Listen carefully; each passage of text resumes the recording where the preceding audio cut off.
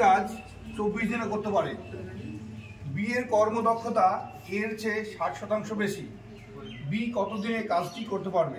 তোমাদের এই অঙ্কটা WBCS মেন্স 2015 সালে এসেছিল, ভীষণ ইম্পর্টেন্ট অঙ্ক। এই অঙ্কটা আমরা খুব শর্টকাট মেথডে সলিউশন করবো।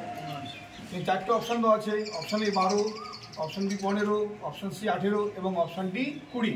অঙ্কটা কীভাবে করবো দেখে নাও। দেখো, এ কাজটি করছে কতদিনে? 24 দিনে করতে পারে। বি এর কর্মদক্ষতা এর চেয়ে 60% বেশি। আমরা একটা ব্যাপার জানি যে এ আর বি এর কর্মদক্ষতার অনুপাতটা বের করবো। এ যদি তোমার 100% কাজ করে তাহলে বি করবো কত দিনে? 160। তাহলে এ রেশিও যদি বের করি তাহলে কত হবে বলো তো? 5:6 বোঝা গিয়েছে? এটা কর্মদক্ষতার অনুপাত। কিসের? কর্মদক্ষতার অনুপাত। কর্মদক্ষতার সঙ্গে সময়ের সম্পর্ক কি? ব্যস্ত সম্পর্ক। তাহলে ব্যস্ত সম্পর্ক যদি হয় তাহলে 8:5। তাহলে এ করছে কাজটা 8 দিনে, বি করছে কত দিনে?